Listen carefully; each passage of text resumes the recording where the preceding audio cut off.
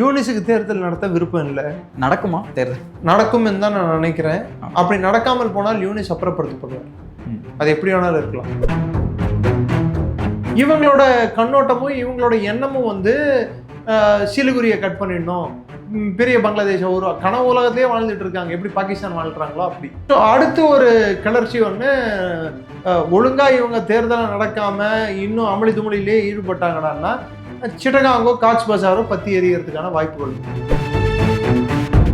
பங்களாதேஷ் ராணுவத்திலே ஒரு பிரிவு யூனிஸ்க்கு தரப்பிலும் ஒரு பிரிவு பக்கர் ஜமான் தரப்பிலையும் ரெண்டு பிளவுகளா பிரிஞ்சிருக்கு. பக்கர் ஜமானுக்கு மறைமுகமா வந்து இந்தியாவோட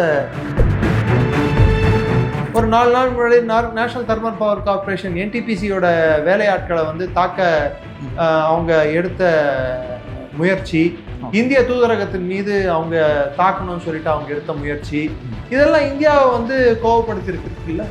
இன்னொரு பக்கம் அங்கே இருக்கிற மைனாரிட்டிகளுக்கு உயிர்களுக்கு கொடுக்குற அச்சுறுத்தல், குறிப்பிட்டு இந்து சமூகத்துக்கு அவங்க கொடுக்குற அச்சுறுத்தல், இதெல்லாம் வந்து இந்தியாவை கோவப்படுத்தியிருக்கு. இஸ்திஹாப் இலாஹி ஜஹீர் அப்படின்னு சொல்லிட்டு ஏற்கனவே நான் சொன்னேன், மர்கஸ் அஹிலே ஆதித் அப்படின்னு ஒரு அமைப்பு இருக்கு. அந்த அமைப்பு வந்து லஷ்கர் தொய்பாவோட கிளை அமைப்பு. அதோட தலைவரை வந்து ஜமாத் வந்து கூப்பிட்டு எல்லையோர பகுதிகள் எல்லாம் ஒரு சுற்றுப்பயணம் மேற்கொண்டு அவர் இந்தியாவுக்கு எதிரான பிரச்சாரத்தில் ஈடுபட்டிருக்கார். இதுக்கு நேரடியாகவே யூனிஸ் அரசாங்கம் பாதுகாப்பு கொடுத்துருக்கு. அங்கே இருக்கக்கூடிய தீவிரவாத அமைப்புகளுக்கு வந்து டைரக்டாகவே சப்போர்ட் கொடுக்குறாங்க. ஸோ இது என்ன அறிகுறிடான்னா, if you don't behave yourself will make you behave அப்படின்ட்டு.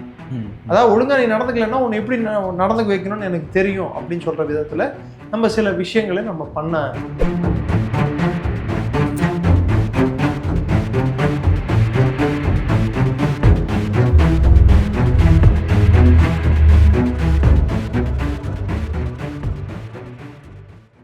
உலக தமிழ் சொந்தங்களுக்கு வணக்கம். நான் ராஜவேல் நாகராஜன்.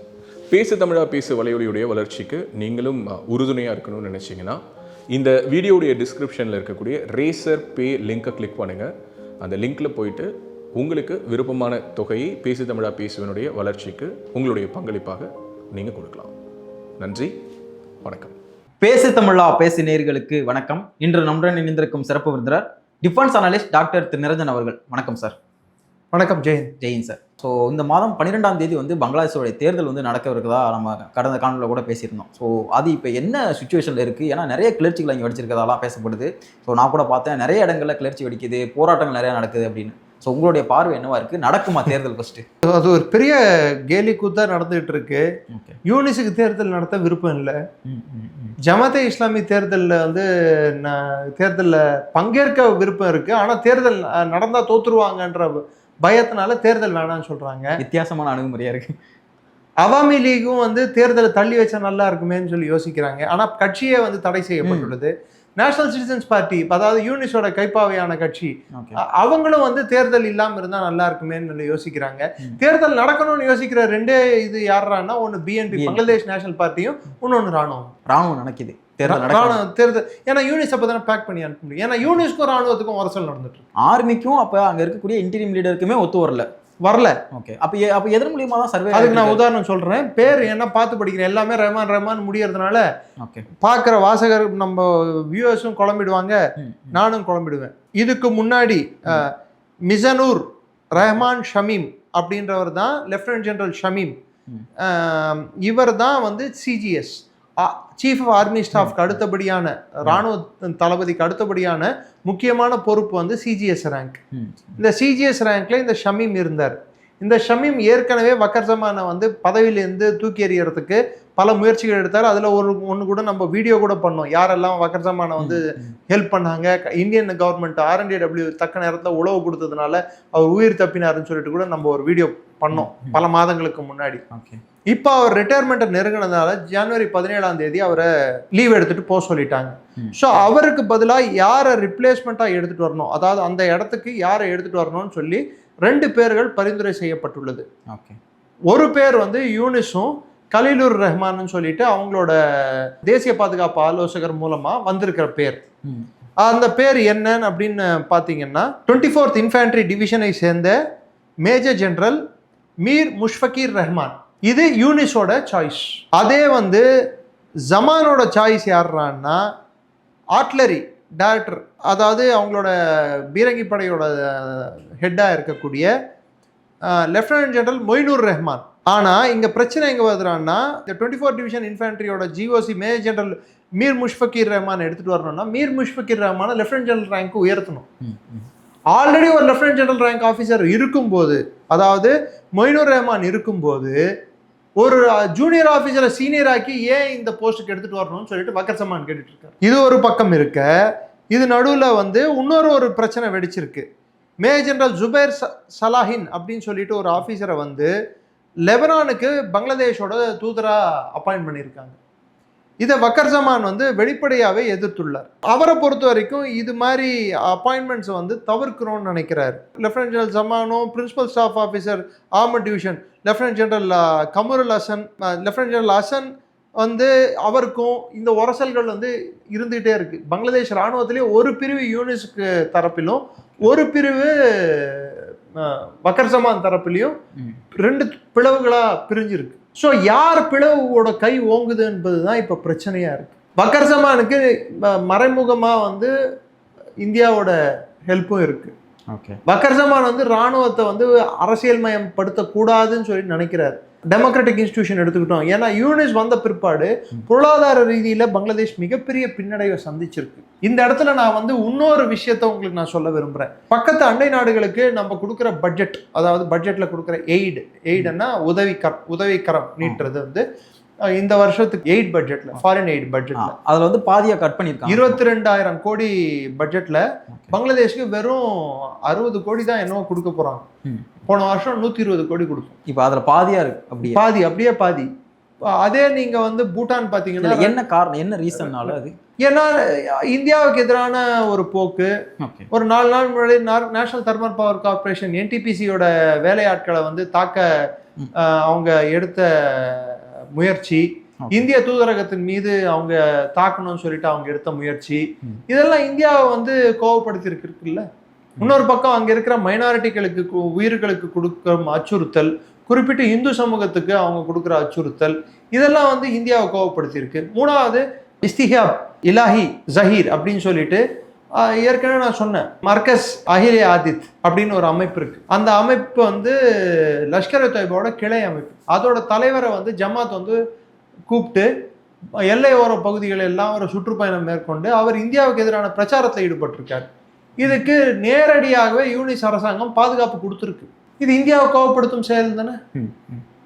அங்க இருக்கக்கூடிய தீவிரவாத அமைப்புகளுக்கு டைரக்டாவே சப்போர்ட் கொடுக்குறாங்க.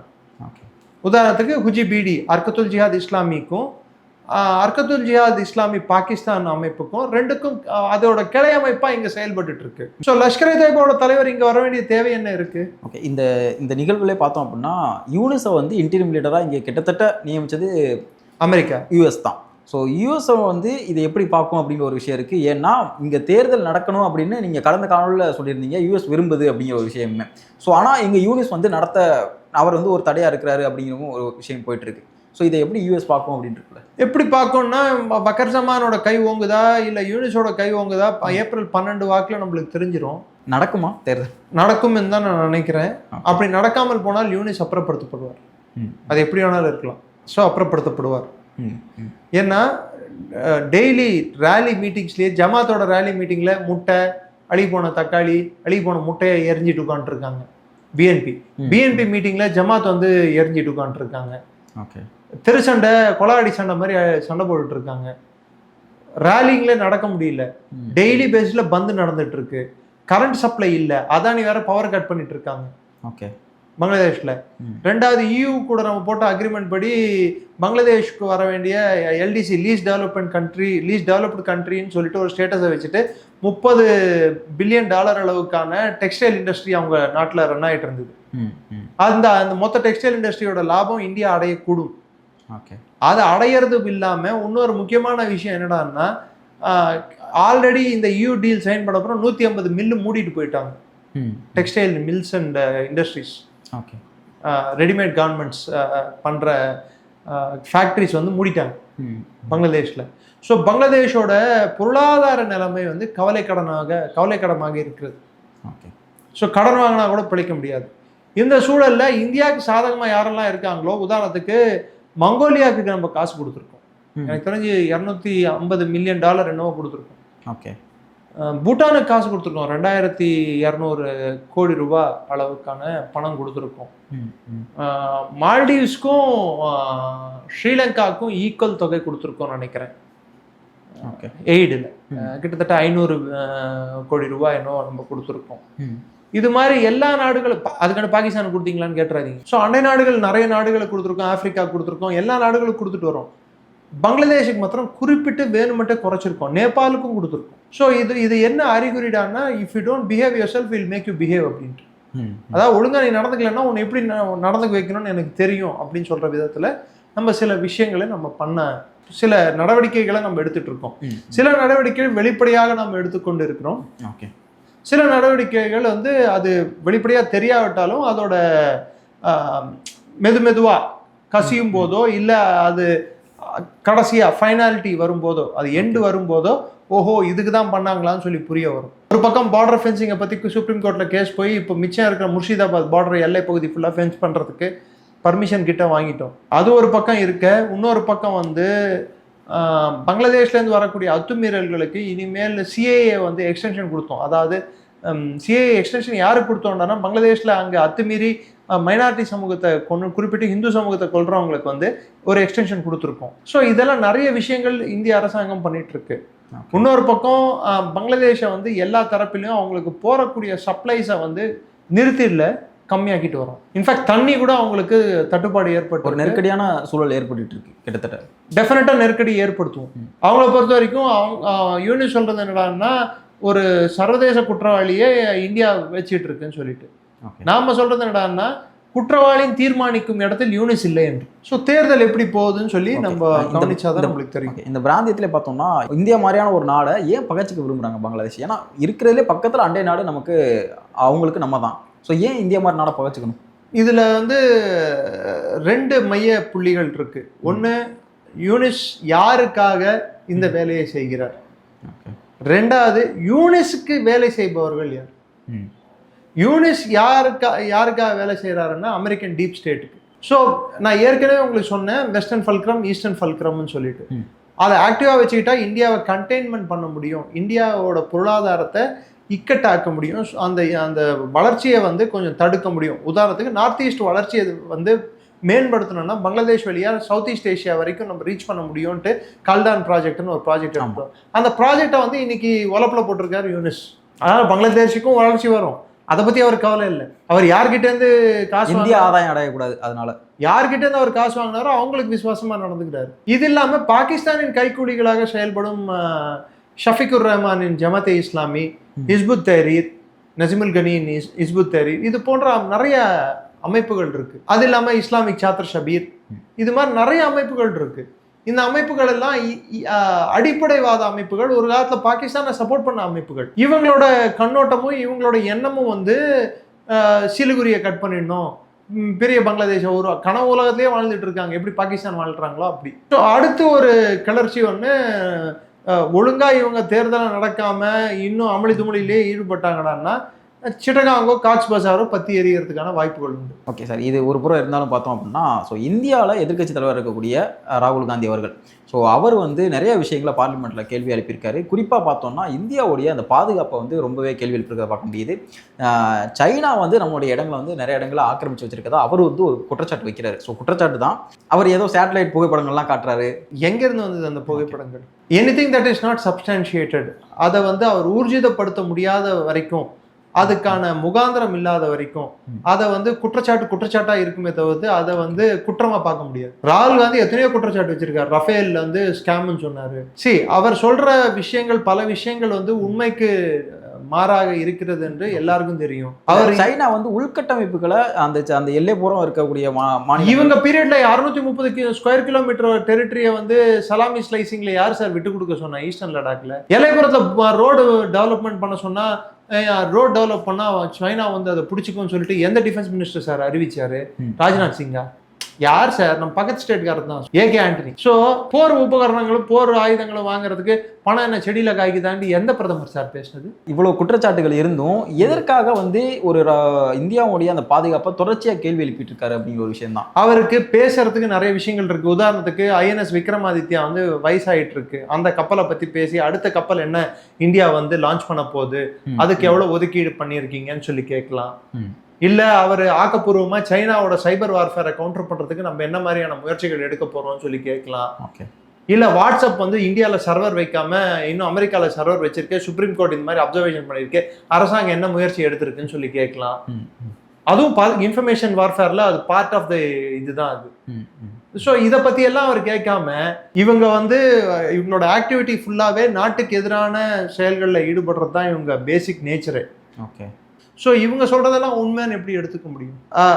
நவரானேயோட இன்டர்வியூ, ஜெனரல் நவரானேயோட இன்டர்வியூ இன்னைக்கும் ஏஎன்ஐல அவைலபிள் நம்மளுக்கு, ஸ்மிதா பிரகாஷோட இன்டர்வியூ.